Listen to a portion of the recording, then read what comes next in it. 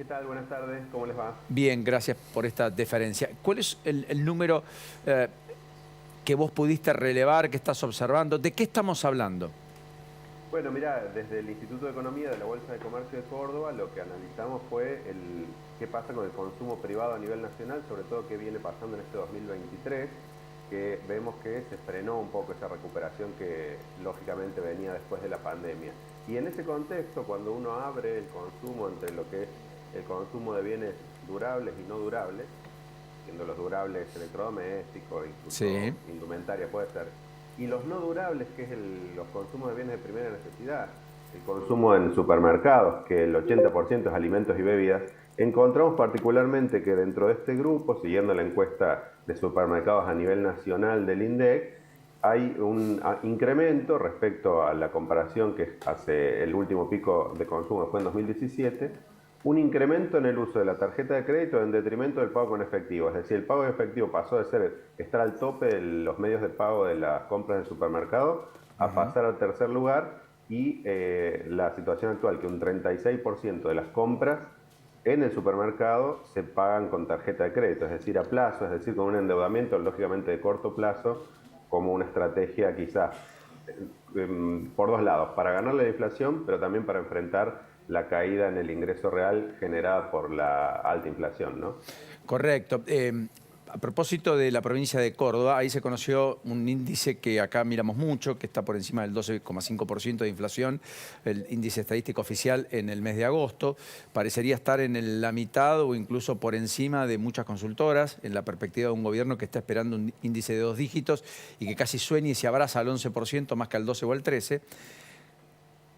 Efectivamente impactó cuando conocimos ese dato el aumento en alimentos y bebidas y en particular que para comer había sido un aumento del 18%, lo cual uno imagina que eso postró a sectores que estaban debatiéndose en la línea de la pobreza a terminar por debajo de esa línea de la pobreza. ¿Lo estás viendo? Bueno, así es, el aumento de los precios generado después de la devaluación de las PASO que se trasladó mucho más rápido que lo esperado por el gobierno a los precios de todos los sectores, pero particularmente, como decías vos y como marcás vos, lo más preocupante es que se haya trasladado tan rápido hacia la canasta, hacia bienes que componen la canasta básica y en ese sentido deteriorar mucho el ingreso y el poder adquisitivo de algunas franjas de la población que están, como decís vos, ahí al límite entre cerca de la línea de pobreza, para arriba o para abajo. Esa es la parte más preocupante. Precisamente los datos que te daba yo recién son hasta primer semestre, es decir, que uno espera que los eventos, sobre todo lo que pasó después de las PASO, van a profundizar la problemática, ¿no?, del consumo, que es por ahí algo que uno le saca un poco la mirada por otros temas políticos, la dolarización y demás, pero también es uno de los elementos relevantes a la hora de explicar algún resultado económico que se pega con lo electoral, ¿no? Sí, porque eso le está pegando a la base de sustentación del peronismo, del oficialismo, pero también de los oficialismos, en términos generales. Y eso aumenta efectivamente el capítulo de descontento. O sea que el 36% de personas que compran, o mejor dicho, si el 36% del total de compras que hoy se hacen en un súper están hechas con tarjetas de créditos en varias cuotas, uno debería suponer que eso que está contemplado como corte en el primer semestre va a tener un incremento y que puede llegar casi al 50% en este segundo semestre. Uno espera un crecimiento. En general, la estrategia de las familias cuando pagan el consumo en el supermercado no tiene que ver tanto con las cuotas, que en muchos casos ha desaparecido, sino con esta estrategia de cortísimo plazo de patear, digamos, 20 días. el gasto a un mes siguiente y esperar que la inflación lo licúe. En algún punto esa estrategia no está mal, pero te dura o te alcanza solamente en un mes, digamos.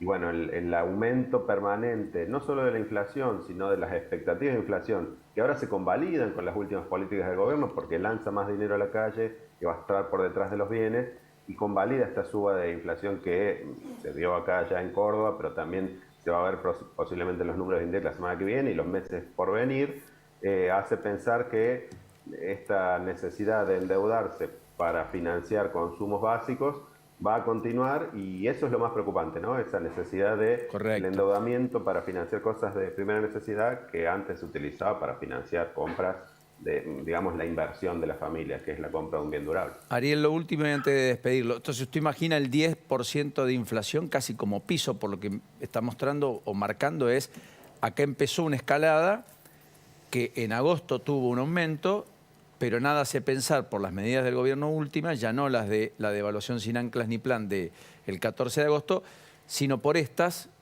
aún con congelamientos múltiples como el gobierno apuesta hasta el 22 de octubre al menos, a que en septiembre y octubre la inflación tampoco va a estar por debajo.